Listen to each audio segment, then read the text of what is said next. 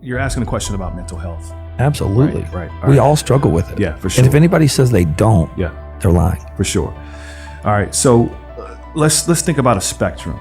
All right. And this is the spectrum. All right. At the far end, let's just say on the right side of that spectrum, you have normality or normal. Okay.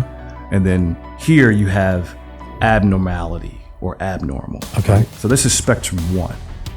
Let's do 2. All right. Which is very similar to the 1. All right. You have adaptive, all right, here, and then maladaptive here. Okay. So mental health lives on this right side, all right? So normal, adaptive. Mental health lives there, all right?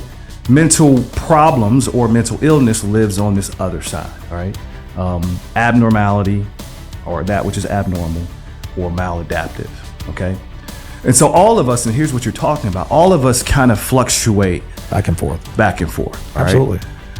Those who have more positive or who have mental health are typically on the other end a little bit more, all right, than those who are not, right? So individuals who struggle, who have mental problems or mental illness, they're on the lower end, all right, towards abnormality or maladaptive behaviors that they've learned along the way, all right? And for me, as a social and personality psychologist, I kind of deal with this in a more general way. Like my background doesn't allow me to go into the clinical world, right? Or the counseling world, you know? So I deal with more of general things, general anxiety, general mental health problems that we bring upon ourselves, or that are the result of the happenings of life. You get what I'm saying?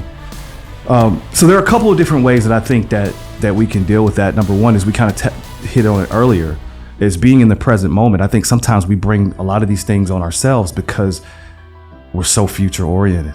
You know what I mean? You think too far in the future. Too far in the future. Is it pressure you put on yourself? So like, I'm supposed to be something.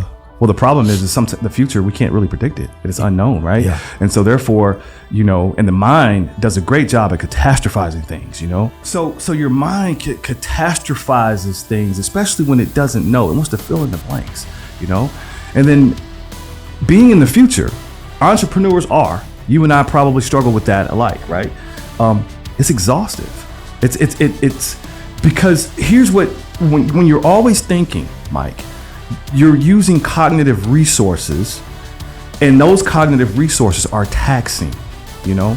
It takes a lot of energy to use those cognitive resources. That's why sometimes you can't sleep.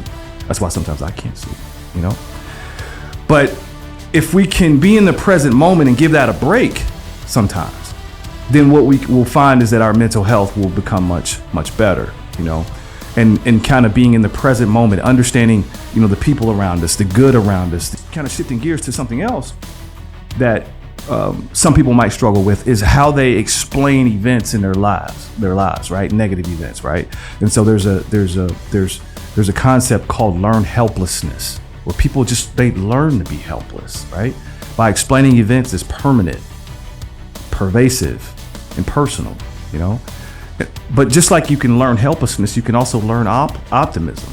You know, it's called learned optimism, and rather than explaining events as permanent, right? You understand it as temporary. You know, rather explaining it as pervasive.